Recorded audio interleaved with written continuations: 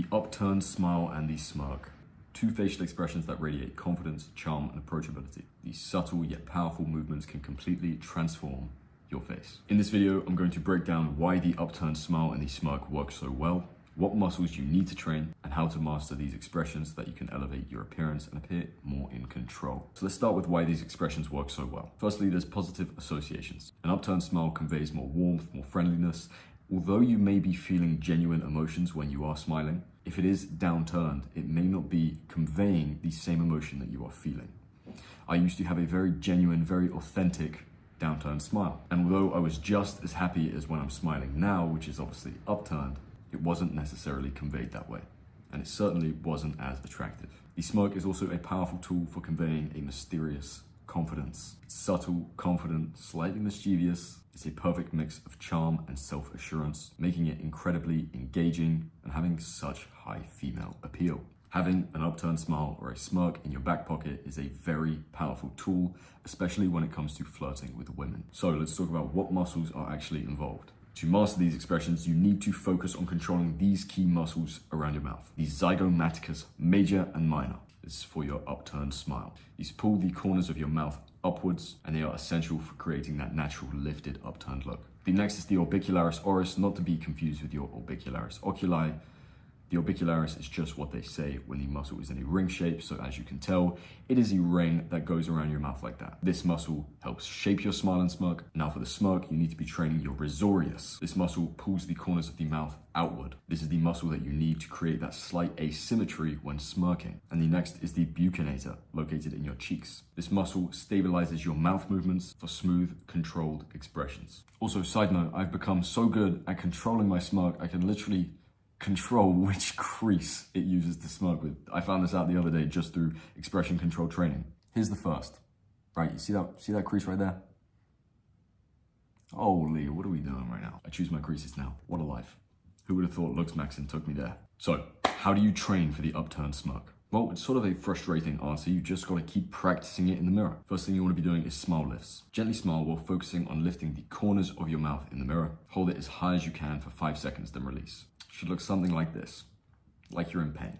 Again, these are exercises you don't want to be doing at the gym. You want to be doing these in private. People will think you're a weirdo, but that's often what it's got to take. Repeat this 10 to 15 times per session and do it in the morning and in the evening. I do it when I'm brushing my teeth. The next is cheek pushes. You want to place your fingers on the corners of your mouth and smile against the resistance, like so. This is going to be engaging the zygomaticus muscles. Do 10 slow repetitions, holding each one for at least 5 seconds. And the main thing that you need to be considering when you're doing this is do it in front of a mirror and pay attention to how it looks. Expression control is an art. It's not just about training the muscles, it's about understanding how the difference in millimeters can completely convey a different emotion.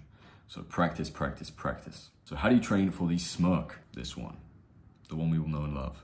Classic Damon Salvatore. Again, practice in the mirror trying to lift one side of your mouth. When you can, practice holding that smirk for 5 to 10 seconds. And repeat this 10 to 15 times per session. The next, similar to the last one, just on one side while keeping one side of your mouth completely relaxed. Place a finger opposing a smirk and smirk against it. Like so.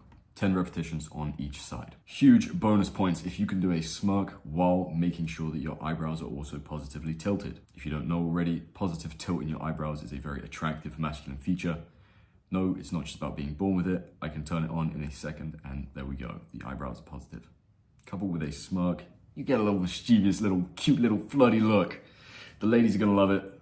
Looks so weird when you're practicing it, I know. But that's what it's gotta take. Expression control is a very weird practice in itself because you think, surely that doesn't matter. Surely I don't need to be so vain. But if you wanna convey genuine emotions, you need to understand which genuine emotions you're having convey into what expressions other people are perceiving. Because oftentimes you can be feeling one thing and your face just won't show it.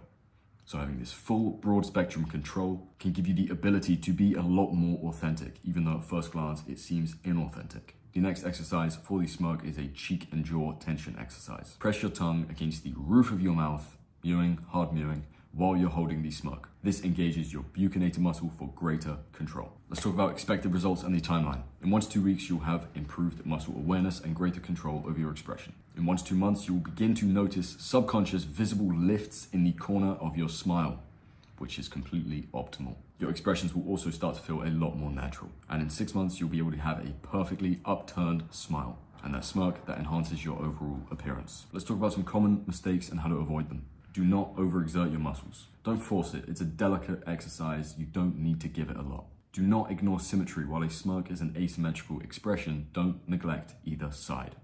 Just because you have a good side that finds it easier doesn't mean you should stick to that side. You should train both. Make sure you're giving it consistent practice, as like with most things in looks maxing, sporadic attempts won't give you results. And make sure that you are not skipping relaxation. Give your face a rest between performing all of these exercises. So the upturned smile and the smirk are powerful tools that can elevate your appearance and your confidence. So by consistently training and practicing in the mirror and practicing these exercises that I mentioned, you will begin to gain a lot more expression control.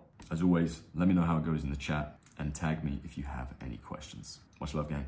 Good luck.